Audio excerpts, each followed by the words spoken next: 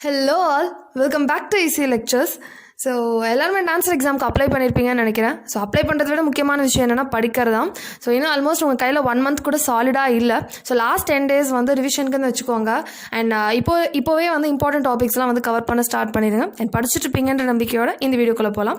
So இந்த வீடியோவில் நம்ம என்ன பார்க்க போகிறோம் அப்படின்னா, மைக்ரோ ப்ராசஸரில் இருக்கக்கூடிய ரொம்ப இம்பார்ட்டன்ட் MCQs மட்டும் நான் எக்ஸ்பிளைன் பண்ணியிருக்கேன். இது வந்து ஒரு பார்ட் 1, பார்ட் 2, பார்ட் 3ன்னு சொல்லிட்டு ஓரளவுக்கு டீட்டெயிலாகவே எக்ஸ்பிளைன் பண்ணலான்னு இருக்கேன். ஸோ இது வந்து உங்களுக்கு கண்டிப்பாக யூஸ்ஃபுல்லான ஒரு சீரீஸாக இருக்கும். அண்ட் இந்த வீடியோக்குள்ளே போகிறதுக்கு முன்னாடி நீங்கள் நம்ம சேனலை புதுசாக பார்க்குறீங்க அப்படின்னா ECE lectures சப்ஸ்கிரைப் பண்ணி வச்சுக்கோங்க. பக்கத்தில் இருக்க பெல் ஐக்கானையும் கிளிக் பண்ணிக்கோங்க. அப்போ தான் நான் போகிற வீடியோஸ் எல்லாமே உங்களுக்கு நோட்டிஃபிகேஷன் வரும், நீங்களும் மிஸ் பண்ணாமல் பார்க்கலாம். ஸோ வாங்க வீடியோக்குள்ளே போகலாம். The first question is, microprogramming is used in the design of. So கொடுத்துருக்க ஆப்ஷன்ஸ் பார்த்தீங்கன்னா, option A arithmetic logic unit, option B control unit, option C memory unit, option D DMA controller. So microprogramming எந்த இடத்துல use பண்ணுவாங்க அப்படிங்கிறப்போ கண்டிப்பாக அது control unit தான். So option B is the correct answer. So next question போகலாம். So next question, an assembler for a microprocessor is used for. So ஒரு microprocessor assembler எங்கே யூஸ் பண்ணுவாங்கன்னு கேட்குறாங்க. நீங்கள் ஆப்ஷன்ஸ் பாருங்கள். ஸோ பார்த்தீங்கன்னா ஆப்ஷன் C, அதாவது translation of a program from assembly language to machine language, இதான் வந்து கரெக்டான ஆப்ஷன். அதாவது ஒரு அசம்பிளர் வந்து எங்கே யூஸ் பண்ணுவாங்கன்னா, assembly language to machine language translate பண்ணுறதுக்கு தான் யூஸ் பண்ணுவாங்க. So option C is the correct answer for this question. The next question என்னன்னா, the data bus in 8080A or 8085 microprocessor is a group of. So இது data bus அப்படிங்கிறது நமக்கு தெரியும். 8085ல வந்து ஒரு பை டைரக்ஷனலான ஒரு பஸ். ஸோ வந்து இதுக்கு ஆப்ஷன் A தான் கரெக்டான ஆப்ஷன். ஆப்ஷன் A என்னன்னா 8 bidirectional lines. Option A 8 bidirectional lines that are used to transfer 8 bits between the microprocessor and its IO and memory. அதாவது ஒரு மெமரிக்கும் ஐஓக்கும் நடுவில் ஒரு பை டைரக்ஷனலான பஸ்ஸாக இருக்கிறது வந்து 8085 கூடிய data bus. Okay. So next fourth question, the stack pointer in 8085 microprocessor is a.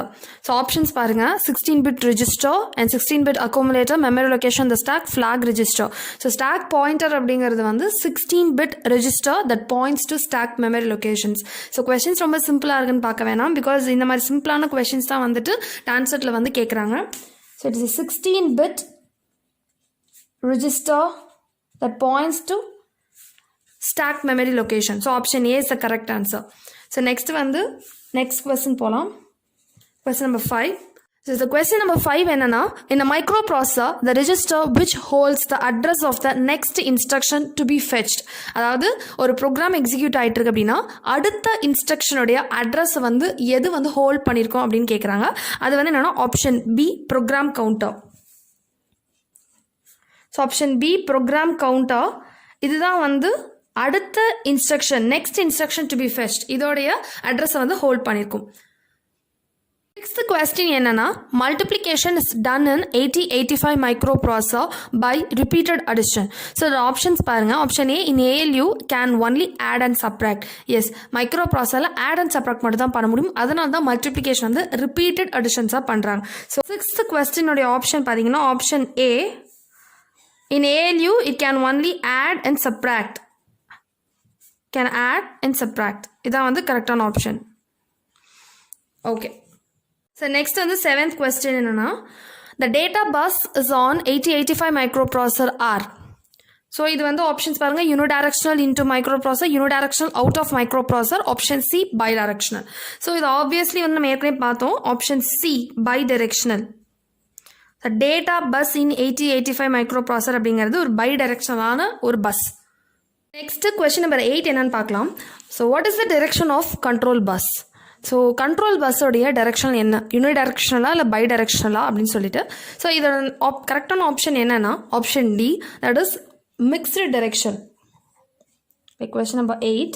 So mixed direction, some lines into the microprocessor and some lines are out of microprocessor.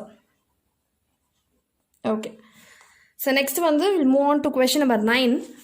The synchronization between microprocessor and memory is done by. ஒரு மைக்ரோப்ராசஸருக்கும் ஒரு மெமரிக்கும் நடுவில் இருக்கக்கூடிய அந்த synchronisation, அந்த signal எது பண்ணும் அப்படி கேட்டிங்கன்னா இட் இஸ் ஆப்ஷன் C ரெடிங்கிற சிக்னல் வச்சு தான் அந்த சிங்க்ரனைசேஷன் அப்படிங்கிறதும் நடக்கும். ஓகே. ஸோ நெக்ஸ்ட் வந்து கொஸ்டின் நம்பர் 10. ஸ்டாக் அப்படிங்கிறது என்ன அவங்க கேட்டுருக்காங்க. ஸோ ஆப்ஷன்ஸ் பாருங்கள். இட் இஸ் ஆப்ஷன் சி பாருங்கள். A set of memory locations in read and write memory it is reserve for storing information temporarily during the execution of program. இதுதான் exact option. So option C stack அப்படிங்கிறது என்ன அப்படின்னா read and right மெமரியாக reserve பண்ணி வச்சுக்கிறோம். நம்ம program execute பண்ணுறப்போ இந்த program எடுத்து சேவ் பண்ணுறதுக்கு அப்படின்னு ஒரு மெமரி லொக்கேஷன் அதுதான் டெம்பரவரியாக வச்சுக்கிறது தான், அதுதான் ஸ்டாக். ஸோ ஆப்ஷன் சி தான் வந்து இதுக்கான correct option. So let's go for question number 11. So question number 11 என்ன, the number of output pins of a microprocessor are. So நல்லா அந்த கொஷனை கவனமாக பாருங்கள். The number of output pins கேட்டிருக்காங்க. நம்ம உடனே நம்ம அந்த ஆப்ஷன்ஸ் பார்த்தீங்கன்னா உங்களுக்கு 40 அப்படிங்கிறது தான் நம்ம கை போகும். ஆனால் அது வந்து 40 அப்படிங்கிறது என்னென்னா டோட்டல் பின்ஸ். ஓகேவா, அவங்க கேட்டிருக்கிறது அவுட்புட் பின்ஸ். இந்த மாதிரி சின்ன ஒரு ட்விஸ்ட் தான். நமக்கு பின்ஸ் 85 நம்ம என்ன பண்ணுவோம் 40 தான் சூஸ் பண்ணுவோம், ஆப்ஷன் ஏன்னு போயிடுவோம். ஆனால் அவங்க கேட்டிருக்கிறது நம்பர் ஆஃப் அவுட்புட் பின்ஸ் அப்படிங்கிறப்போ ஆப்ஷன் பி 27 இதுதான் வந்து கரெக்டான ஆப்ஷன். இது ஆப்ஷன் ஏ வந்து correct. When they have asked total pins கேட்டிருந்தாங்கன்னா option A correct. So next question number 12 என்னன்னா, in Intel 8085 microprocessor ALE signal is made high to. So ALE அப்படிங்கிற signal வந்து 8085ல எப்போ வந்து ஹை போகும் அப்படின்னு கேட்டிருக்காங்க. இட் இஸ் ஆப்ஷன் ஏ தான் கரெக்டான ஆப்ஷன். ஸோ ஆப்ஷன் ஏ என்னன்னா enable the data bus to be used as a low order address bus. அதாவது ALE வந்து ஹையராக இருந்ததுன்னா இந்த டேட்டா பஸ் இருக்கு இல்லையா, இது வந்துட்டு அட்ரஸ் பஸ்ஸாக ஆக்ட் பண்ணும். லோயர் ஆர்டர் அட்ரஸ் பஸ்ஸாக இதை ஆக்ட் பண்ணும். ஸோ இதை தான் கொடுத்துருக்காங்க. So option A is the correct option. Question number 13 பார்ப்போம். Which one of the following statements for the 8085 is correct? So option A என்னன்னா program counter PC specifies the address of the instruction last executed. Option B என்னன்னா PC specifies the instruction of being executed. C என்ன அப்படின்னா PC specifies the address of the instruction to be executed.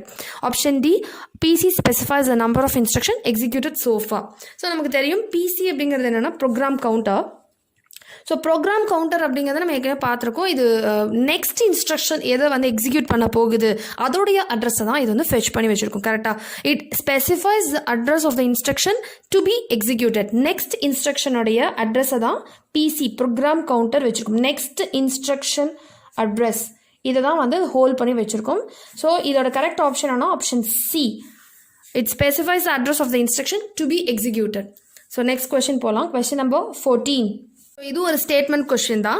So consider the following statements. The advantage of cycle stealing DMA is that it increases the maximum IO transfer rate. Next statement it reduces the interference by the DMA controller in the CPU memory access. It is beneficially employed for the IO devices with shorter bursts of data transfer. Okay, DMAங்கிறது என்னன்னு தெரியும் இல்லையா, direct memory access அப்படிங்கிறதா. So அதோடைய அந்த cycle stealing அப்படிங்கிறது வந்து என்ன அட்வான்டேஜ் அப்படின்னு கேட்டிருக்காங்க. ஸோ கொடுத்துருக்க மூணுமே ஒரு அட்வான்டேஜ் தான். It increases the maximum IO, அந்த டேட்டா ட்ரான்ஸ்ஃபர் ரேட்டை வந்து ரொம்ப இன்க்ரீஸ் பண்ணும். அண்ட் நிறைய வந்து அந்த இன்டர்ஃபரன்சஸை ரெடியூஸ் பண்ணி and shorter of burst of data வந்து ட்ரான்ஸ்ஃபர் பண்ணும். ஸோ இது மூணு ஆப்ஷனுமே கரெக்ட் தான். ஸோ கொடுத்துருக்கிறதுல ஆப்ஷன் டி 1, 2, 3 மூணு ஸ்டேட்மெண்ட்டுமே சைக்கிள் ஸ்டீலிங்கோடைய அட்வான்டேஜ் தான். So next question move on ஆகலாம். Question number 15. So consider the following registers, அதாவது accumulator B register, BNC register, DNE register, HNL register கொடுத்திருக்காங்க. Each of these 8-bit registers of 8085 microprocessor can be paired together to make an 16-bit register கேட்டிருக்காங்க. So அது என்னன்னா, so 2 register பேர் இருக்கு இல்லையா, அதை combine பண்ணி 16 பிட்டாக எதில் யூஸ் பண்ணலாம் அப்படின்னு கேட்டிருக்காங்க. ஸோ அக்குமுலேட்டரோட எப்போவுமே வந்து எந்த ஒரு ரிஜிஸ்டரையுமே பேர் பண்ண முடியாது, இது தெரிஞ்சுக்கோங்க. So B and C, B ஒரு செப்பரேட் 8-bit ரெஜிஸ்டர், Cயும் ஒரு செப்பரேட் 8-bit ரெஜிஸ்டர். இதை வந்து BC பேராக யூஸ் பண்ணலாம். அண்ட் ஆல்சோ வந்து பார்த்திங்கன்னா DAயும் ஒரு இந்த பேராக ரிஜிஸ்டர் பேராக யூஸ் பண்ணலாம். அதே மாதிரி HL இது மூணுமே வந்து ஒரு 16-bit ரிஜிஸ்டர் பேராக நம்மளால் யூஸ் பண்ண முடியும். பட் நம்மளால் அக்குமுலேட்டரோட எந்த ஒரு ரிஜிஸ்ட்ரியுமே பேர் பண்ண முடியாது. இது 2, 3, 4 இந்த மூணு BC, DE, HL இது மூணுமே நம்மளால் வந்து பேர் பண்ணி 16 பிட்டாக யூஸ் பண்ண முடியும். ஸோ ஆப்ஷன் பி தான் வந்து கரெக்டான ஆப்ஷன் இந்த கொஸ்டினுக்கு. வீடியோட எண்டுக்கு வந்தாச்சு. இந்த வீடியோவில் மைக்ரோ ப்ராசஸரில் இருக்கக்கூடிய இம்பார்ட்டன்ட் MCQs வந்து டீட்டெயிலாக எக்ஸ்பிளைன் பண்ணி வீடியோ போட்டிருக்கேன். இந்த வீடியோவில் உங்களுக்கு ஏதாச்சும் ஒரு டவுட் இருந்துச்சு அப்படின்னா கமெண்ட் செக்ஷனில் கமெண்ட் பண்ணுங்கள். கண்டிப்பாக அந்த டவுட்டை நான் கிளாரிஃபை பண்ணி வைக்கிறேன். இது வந்து பார்ட் 1 வீடியோ தான். இது மாதிரி அடுத்தடுத்த வீடியோஸ் வந்துட்டு பார்த்தீங்கன்னா MCQs அண்ட் ப்ரோக்ராம்ஸ் வந்து எக்ஸ்பிளைன் பண்ணி போடுவேன். கண்டிப்பாக அந்த வீடியோஸும் மிஸ் பண்ணாமல் பாருங்கள். இந்த பேட்டர்ன் எல்லாமே பார்த்தீங்கன்னா உங்களுக்கு TANCET, TRB, TNEB இந்த எக்ஸாம்ஸில் கேட்கக்கூடிய பேட்டர்ன் தான். இது ஒரு ஸ்டாண்டர்ட் ஆத்தர் புக்லேருந்து எடுத்த MCQs தான். ஸோ இதெல்லாம் மிஸ் பண்ணாமல் யூட்டிலைஸ் பண்ணிக்கோங்க. இந்த வீடியோ உங்களுக்கு பிடிச்சிருந்துச்சு அப்படின்னா ஒரு லைக் பண்ணுங்கள். அண்ட் உங்கள் ஃப்ரெண்ட்ஸுக்கும் யூஸ்ஃபுல்லாக இருக்கும்னு நினச்சிங்கன்னா கண்டிப்பாக ஷேர் பண்ணுங்கள். அண்ட் இது போல் நிறைய யூஸ்ஃபுல்லான வீடியோஸும் மிஸ் பண்ணாமல் பாருங்கள். ECE லெக்சர்ஸை சப்ஸ்கிரைப் பண்ணி வச்சுக்கோங்க. தேங்க்யூ ஃபார் வாட்சிங்.